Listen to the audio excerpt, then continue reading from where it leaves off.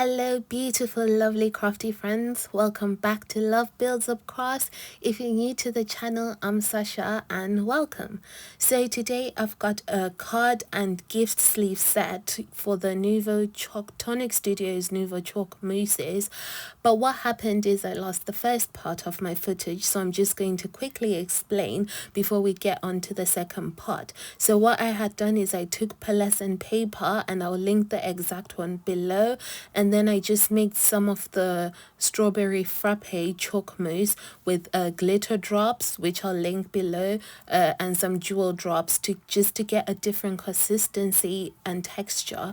So that's what you see there. And then I just used a palette knife to spread it in like a petal shape, and you'll be able to see that in a few minutes when we go on to part 2. Okay, so our panels are all dry. That one is too pretty. I'm not sure I'm gonna use that for, and this little one I'm gonna turn into a tag. But for now, let's just focus on the card itself. So I want to take this stencil and stencil but at an angle, because I want it to be like rustic. I don't want it to be too neat, so I'm going to try and like cover some of the areas of the stencil with the low tack tape, because I don't know how to explain it, but in my head, okay, it makes sense and it looks like I know how I want it to look. I just want it to have a bit of a rough look, and you can skip this part. You don't have to add low tack tape. You can just go in and stencil a bit of that design if you can do it without low tacking it up. I just do it this way. So now I'm going in and adding my mojito there, my mint mojito, just over the pink bit, because then we're going to add some strawberry frappe over the green bit. So I'm just giving my stencil a wipe, and then wiping it with, drying it with my dry hand so that I can use that same area again. It's a quick trick. You just wipe it with your wipe, and then just use your hand to wipe up some of the moisture, because you don't want it too damp. All right, so I'm going around all those four corners and just stenciling in. I'm not really like paying too much care to it being neat. It's more you need to get that rustic look, shabby chic. Is it shabby chic or rustic? I don't know. It's not a perfect card. It's going to be like sort of a mixed media-ish style card. So then now I'm going in with my heating tool and I'm drying that mousse. So I did notice that it does puff up, but you have to be really close for it to puff up. So just don't get close and just continue moving it around. Don't concentrate the heat too long in one area. So now I'm going around and adding some strawberry frappe to the green bits, just to make it a bit more of a complete image. And I don't like that there. I wanted it a wider, so I'm going to try it without the low tack tape, and there you go. See, that works. That's how I wanted it. So now I'm just finding a space and then just going over it. Forget the low tack tape. And then I'm just fixing that. So to fix it, I'm just going to find the rainbow there and then just go over it again, because it hasn't dried, so you can just go over it again, and there you go. It's not perfect, but this card is not perfect, so it will do. So wait for that to dry. Once you've finished going through covering all the green areas, you can dry it with your heating tool, or just leave it to dry naturally. I actually heated mine because I wanted to move on to the making the shaker. So I'm going to make a shaker out of these I've never used this sequins. Actually, I've had them for almost like a year and I've not used them at all, so this was such a perfect opportunity to make a shaker from those sequins. So as you can see, the card has gone floppy because of all that mousse weighing it down. So I've got my big extra large roll of foam tape. That's from Arteza. I will link it in the description, and I'm just going to go around and foam tape that baby up, because the foam tape will add back some of that stability to our card so that we can now make a quick shaker. I'm using lace. No, this is not lace. Tulle, that's the word. That's the word. I'm using tulle, and I've just cut out a bit of a square ish. It's just a shape, okay? Just cut out a shape that fits inside that frame that you've created with the foam tape. This tool I got from Amazon. I will try and link it in the description, but if I don't, just use any tool, man. It's just tool. All right, so now I'm using some red line tape. I trust red line tape. Red line tape is probably, next to the foam tape, is probably my second most used thing in my craft room, and I always get this thin one. They've got other sizes, but this thin one is a good one for me. And then once you've done all that red tape, you're going to stick your tool on, and then now I'm going to use my foam tape to just pull that tool and then stick it down, because that makes it really nice and taut so that your shaker is not floppy. Your lace, no, tool shaker.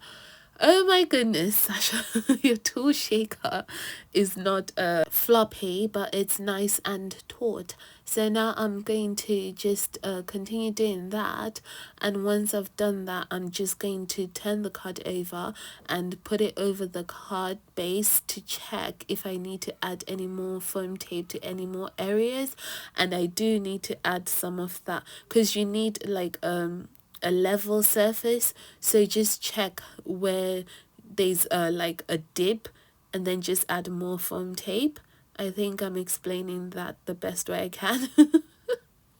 Just add foam tape wherever there's like a dip in your panel, and then that should do it. So now we're going to move on, grab some card that is 6x6. I'm going to say 6x6. I hope that's 6x6 because I don't measure.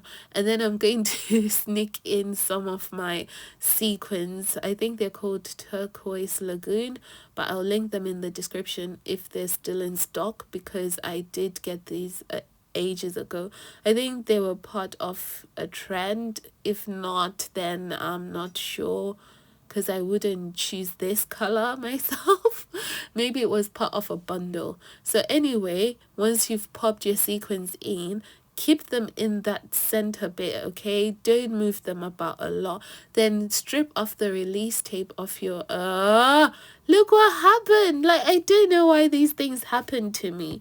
But anyway, what I was doing there is trying to add some liquid adhesive to my foam tape so that we'll be able to move it around if we needed to once we are sticking it down.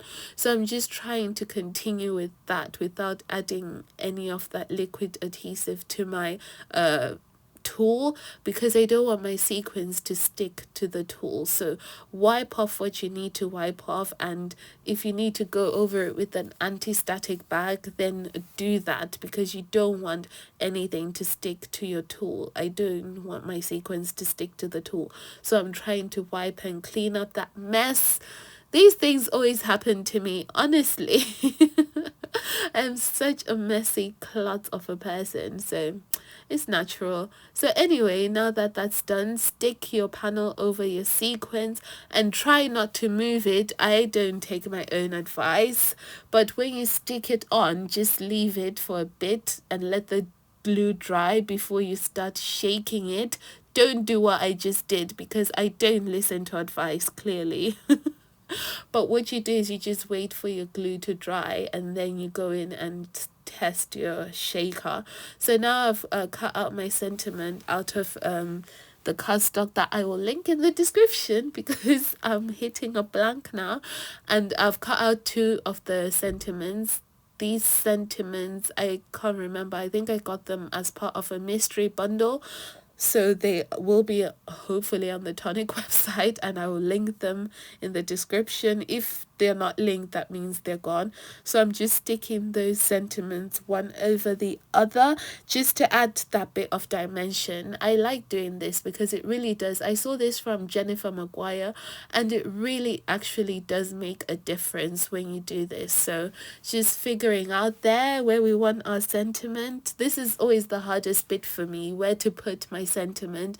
I actually end up spending so much time just agonizing over this. So I'm just trying to flatten my sequence there so that I can stick it over. But if I'd known that's where I was going to put my sentiment, what I would have done is, after I'd done the tool, added the tool to my panel, before adding the shaker bit, I would have actually stuck the sentiment on, and then when it had dried on, I would have gone with an anti-static pad on the reverse side of that tool bit, and gone over where the sentiment is with an anti-static pad, and then that would make sure that none of the sequins stick. But I didn't do it that way. So the way I did it is I added some glue, and then I'm just trying to air dry it so that it's a bit tacky before I stick it on, and then I stick it on and I try not to move it a lot. Some of the sequins will immediately gravitate towards that glue, but it actually wasn't as many as I thought it was going to be. But then if you're going to do it the way that I described. Stick it on your tool first before you add your sequins, because then that will ensure that you don't have sticky sequins. So that is our card done. The sequins are not actually that many stuck. I think it's just in the back of my mind. I'm just like, I'm shaking it up to really put it to the test, because I want to see if anything is going to fall out. When you send your cards, you don't want the recipient to start receiving like things falling out. So this piece here is like so pretty. It's just so pretty. I just want to look at it. I could have added it there, but I thought it was going to be like a bit too busy. So I'm just going to look at it until I decide what I want to do. But this little scrap piece here that we got out of the card, when we cut out the card and just rubbed some of our remainder mousse, I'm going to actually turn it into a tag. Sorry. I was like trying to remember what I was doing. I'm going to turn it into a tag. So I've got my triple berry embellishment mousse there, and I'm just it was a bit dry, so I'm just trying to smooth it out. I'm just going to layer it on. I'm not even being too careful. This is just a rough layer because you're not going for the neat look. This is more of like a shabby chic tag. So you just layer on your triple berry mousse, and then once that dries, don't heat this mousse because embellishment mousse doesn't do well with heating. It does puff up, so just wait for that to dry naturally, and then once it's dry, just rub it in. If you've made a mistake like I did there, see, it's not a biggie. And then oh wow, look at me not taking my own advice. So it turns out I did use the heat tool. Ah, I'm so ashamed. Okay, so you can heat it, but it does puff up. So if you're not bothered about it, then you can heat it. What I do when I'm heating it is I move really fast. I don't concentrate that heat in one area for a long time. I just keep moving it around. So that is dry, and now I'm going to add my strawberry frappe hearts. What I'm going to do is find my hearts first, then move it up so that I fill in those gaps. That's an easy way of just doing patterns. You just add your strawberry frappe. I really like the strawberry frappe. I think it's such a nice interesting color. Even though mint mojito is what I was initially drawn to, I'm like warming up more to the strawberry frappe the more that I use it. But they're all beautiful colors, and I can't wait to try the lilac one. So anyway, dry everything, and once that is dry, you can dry your mousse, your chalk mousse. It's not a problem with the heating tool. Once everything is dry, you're going to go ahead and use your scallop or any die cut that you want. You can use circle, square, anything. I'm just going to cut that panel and make it a bit smaller, and then I'm going to cut a bigger panel out of that pink chiffon satin cardstock so that I can layer it one over the other like so. I am like so obsessed with mirror card and satin card, and I can't wait for the big bundle that they're going to do for the birthday week. I think they say it's Saturday. I cannot wait for that bundle. I'm going to get like 3 of those bundles. So anyway, once you've glued your layers together, I'm just going to get a hole punch. You can use a crocodile or puncher, whatever you use. That's just my hole punch that I use, and I'm going to pop a hole once I can commit to where I want to place it. So okay, Sasha, just put the hole somewhere. I put the hole, and then I'm going to just thread some ribbon through that, and I lost my footage of how I did that, so you're just going to see the complete thing, and I'm so sorry. So guys, I'm so sorry for the loss of footage. Like, it's really so frustrating when you've recorded your video and then the camera just decides to delete one part of the video. So frustrating, but anyway, we move. So I have added the bow. I just looped the ribbon through, and then I just tied a knot into a bow. There's nothing special about my bows. There are many ways to do bows, so just do any bow. And then I have stuck the ends down because I don't like it floppy, and I'm just explaining there that I'm going to make a sleeve for the chalk mousse so that we can send it to a friend. Maybe you want to gift it to another crafter. So I've just taken a piece of A4 paper, and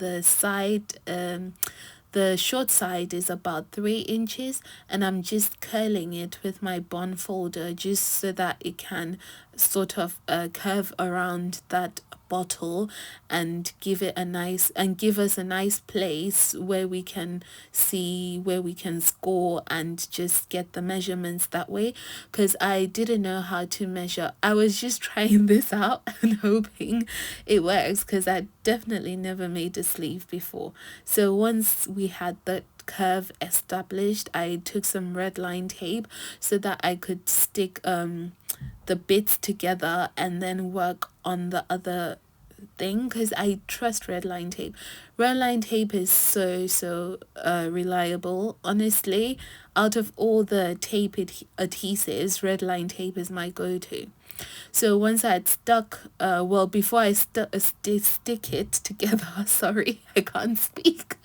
Okay, before I stick it together, I'm just reinforcing those curves and making sure they're like sharp score lines, even though we didn't score, but that's the best way I can describe it. And then I just test if that bottle fits, and it does. So I added liquid glue before I stuck it down so that I'm able to like move it around if I needed to. And then I'm just trimming off the bits and constantly checking if it still fits in that sleeve, because that's the most important thing.